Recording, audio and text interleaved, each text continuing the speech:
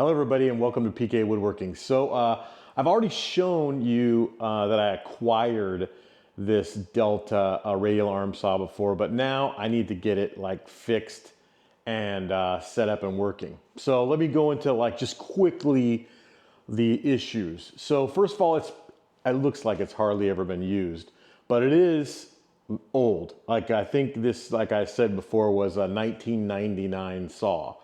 So it's got, 26 years worth of gummed up grease inside of some bearings, etc. So there's a few things I need to fix with it.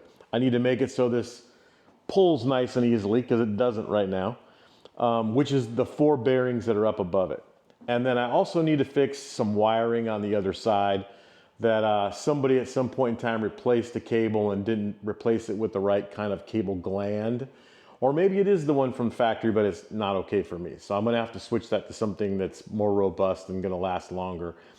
I also wanna call out the fact that Mike Farrington did an amazing video of restoring his 16-inch version of this, which is older, but they're really almost identical except for the size of the blade and the motor. This is a 7.5 horsepower, 3-phase motor. His was 5 horsepower, single phase.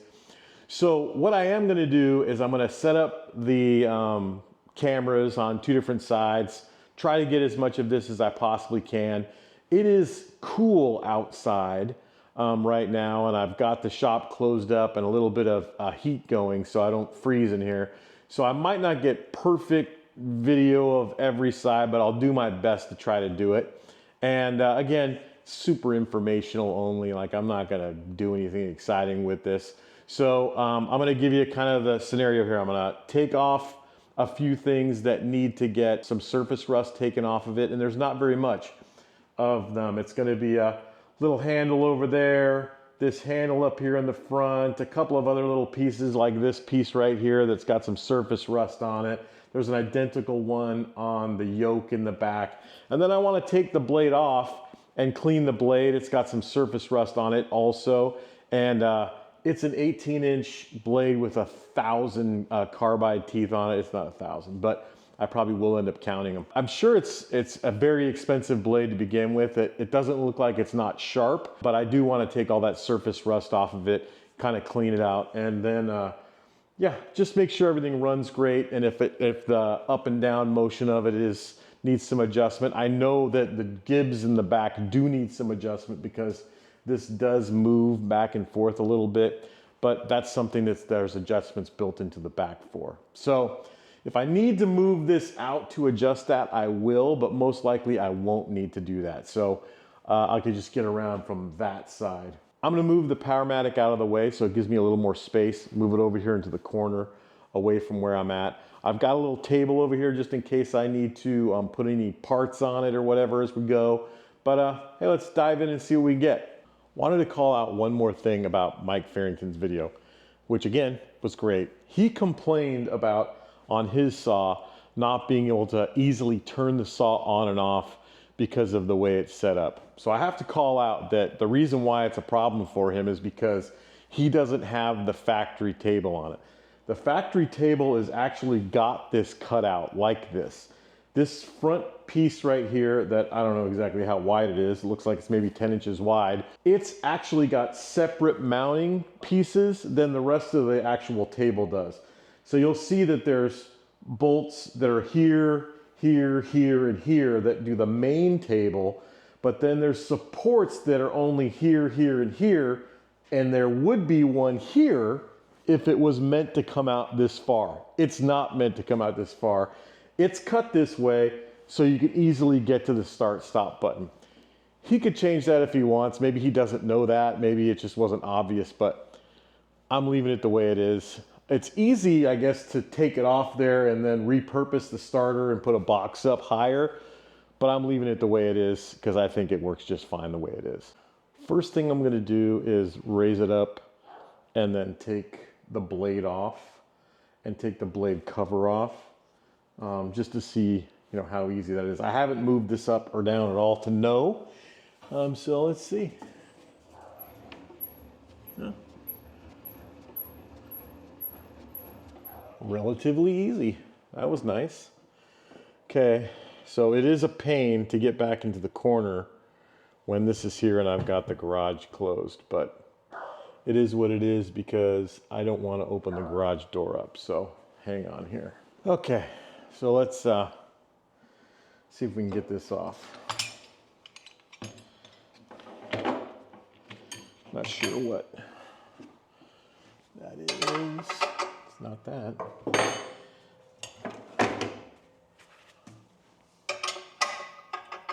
Not that.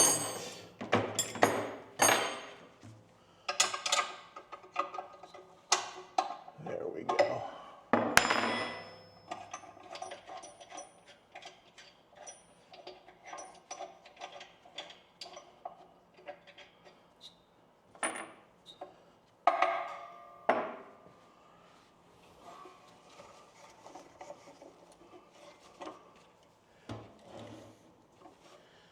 Like literally so stiff.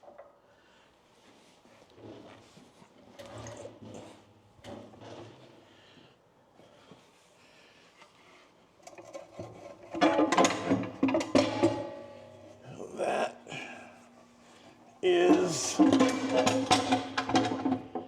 quite, oh, you gotta take it off to get it out. Huh.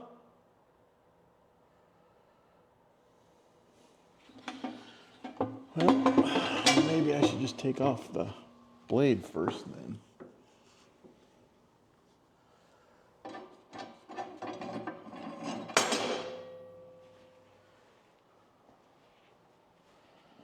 So that one looks like that has been re-engineered somehow. Hang on.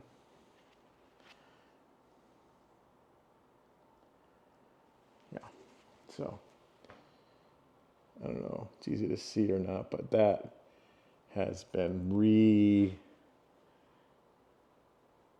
remade. Anyway, so now it should come off.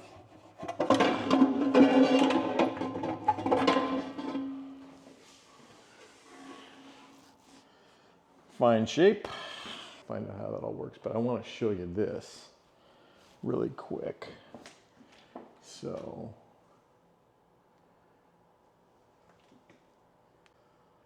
hopefully you can see that it's actually got a small, it's got a small hex head wrench in there that clamps it after you screw it on, which is definitely different.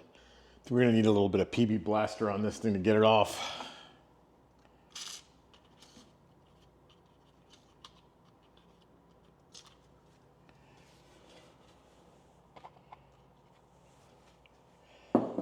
And some rags. Whenever I'm working on machines, you're probably gonna see me with these green rags, and they're lint-free, like rags that are, I guess, recycled from like doctors. But yeah, I like them. All right.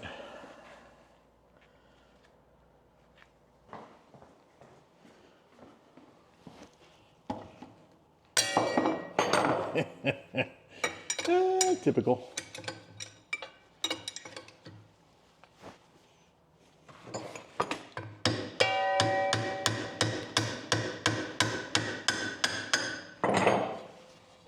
Did it actually work? I don't know if that worked. So I got creative. Used a block of wood, and I think you can see it. That propped this against there. Bigger wrench, and then I was able to get the nut off. Now we'll see how giant this blade is and what kind of condition it's in. Oh, the end isn't in the best shape of the arbor.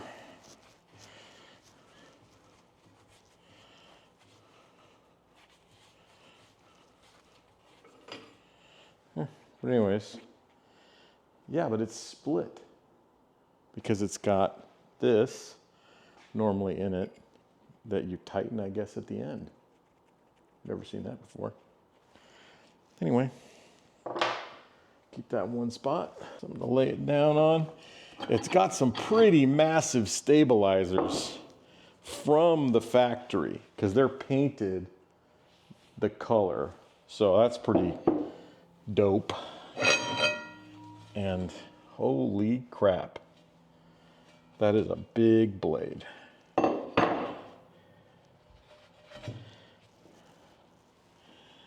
That's gonna need some cleaning for sure.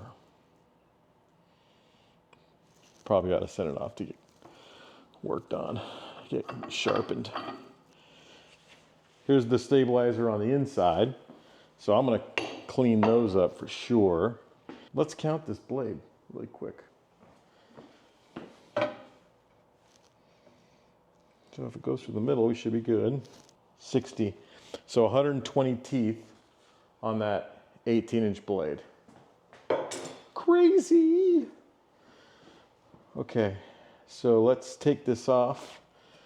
I may just, see it's got some surface rust on the backside, so I may just send this off to get cleaned.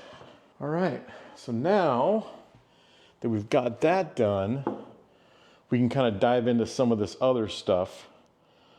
Taking this off, taking this off, taking this off, rebending it. So it's hard to see maybe, but try to get you in to see it. But this pin right here is bent. It's just a bolt behind it. So I'll take this off. I'm gonna take this off, fix this surface rust right here, take this piece off, fix some surface rust on that. Nothing major, but I just clean it up. Why not? We're here, we do it. Before I invest a ton of time in this, I probably should make sure it like starts and runs first. So let's get the thing plugged in.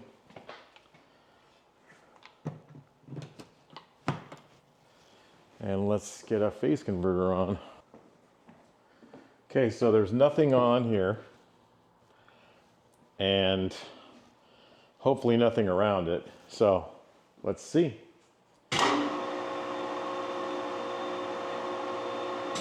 Man, that runs like a top. Oh, and it's got a brake. Yes. Well, let's just start removing some stuff here.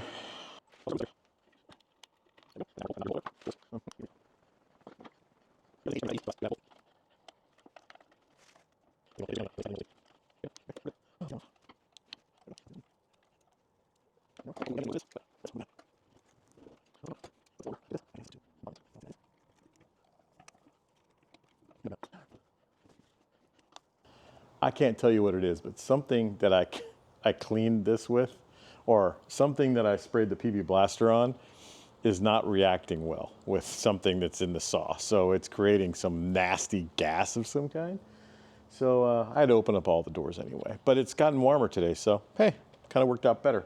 But anyway, I'll give you a better view of this side also, but I'm gonna get some of the evapor rust going in a container here and start putting stuff into it, so let's do it. Now this, see that's all locked up, so that whole thing needs to come apart.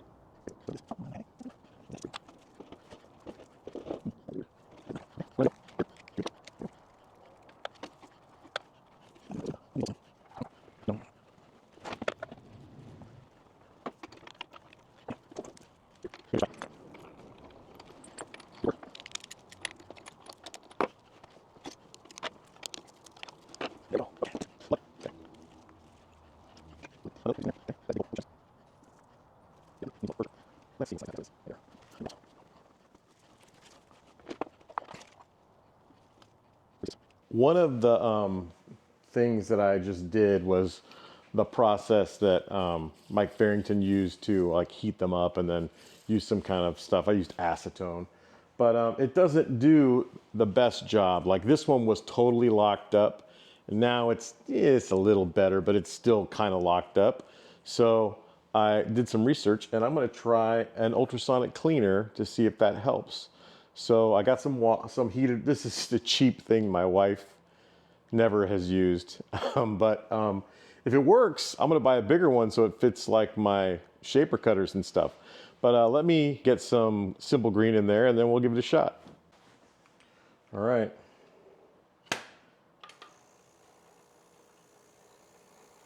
Oh no.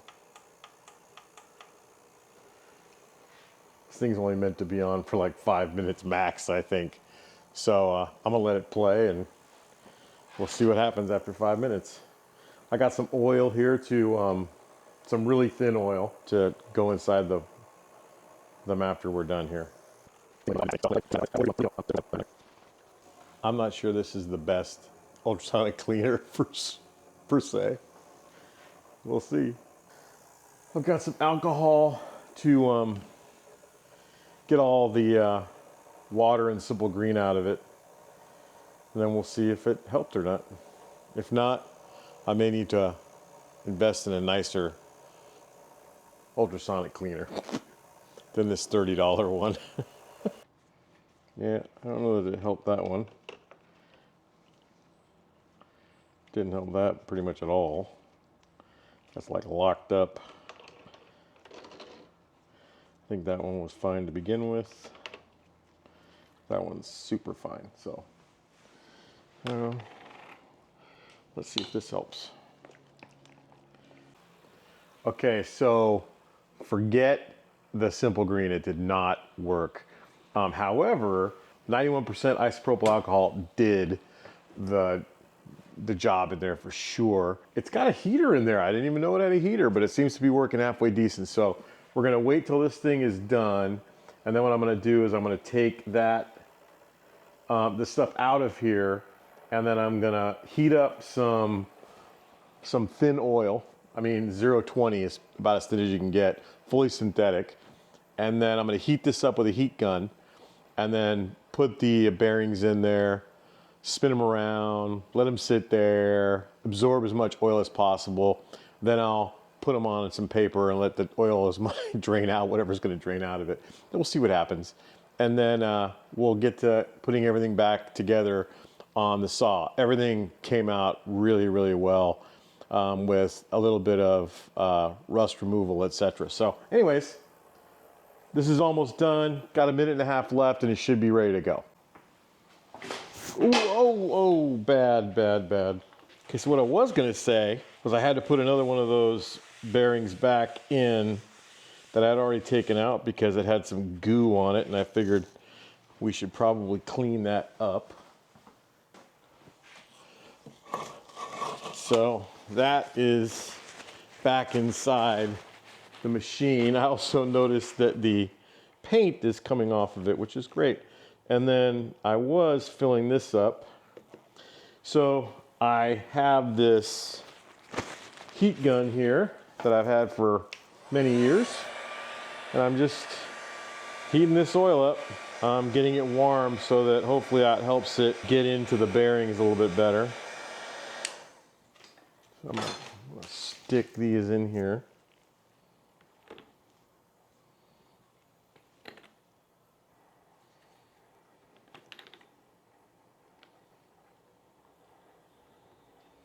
Oh yeah, it's kind of warm. Okay, I think we're gonna be able to fit the other one in there. Now, this is damaged. The alcohol is taking the paint off.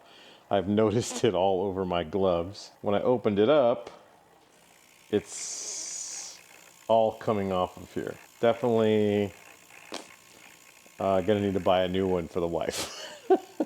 Well, that seems to have freed up better, and that sucker is hot. All right. And I will say, man, there's some goo in there. I don't know how much of it is off the bearing and how much of it is out of this machine here, but I'm gonna dump it out so it doesn't get any worse. So we can move this over to here.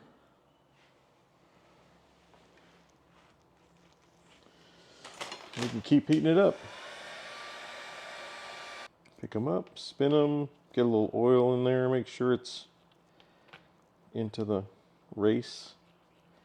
Seems like it. This is like night and day compared to the way it was when I got them out. There's no two ways about that. Now this one is probably the least free of all of them, but there's nothing wrong with it. It's working great. We'll let them sit in there, soak, and then we'll come back after an hour or so, start putting stuff together. Okay, so I've had them soaking in there for a while. I'm gonna spin them around, see if how they feel, and then if they're feeling good, I'm gonna pull them out of there and stick them into something just to drain into. Ultrasonic cleaners, amazing. So these bearings did not work this well. Two of them were pretty much frozen with, I'm sure, super old grease inside of them. And yeah, that little cheap ultrasonic cleaner, it's not gonna work anymore. But I did buy a better one. So, because I'm sure there'll be another time in the future, at some point in time, I'll need to do this with something else. So regardless, I'm gonna install all of these into this again so I can, because you need to get this in here and that's how it works. So anyways.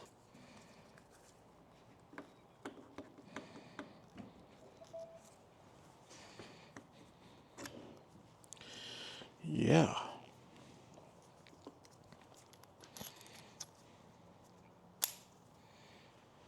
There we go.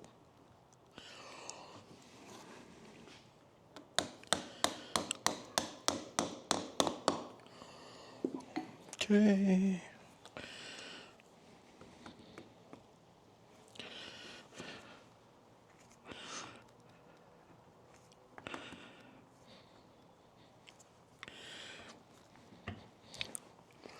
Man, some of these are tight.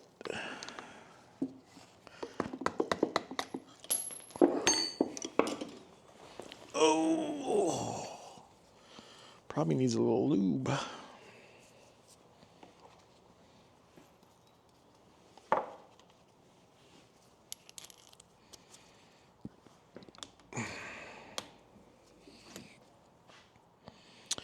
Probably a little ballistol would be great. This ballistol stuff, got turned on to this a couple years ago. This is some great stuff, I tell you.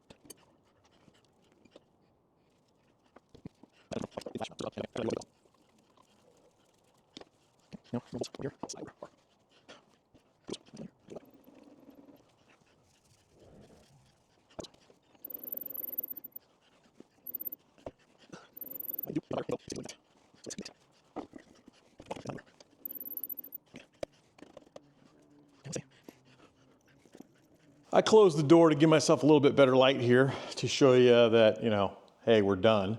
She cleaned up beautifully, and I'll get the blade on there and start learning how to maximize this thing. I really do believe I'm gonna end up with it on some kind of a platform at some point in time.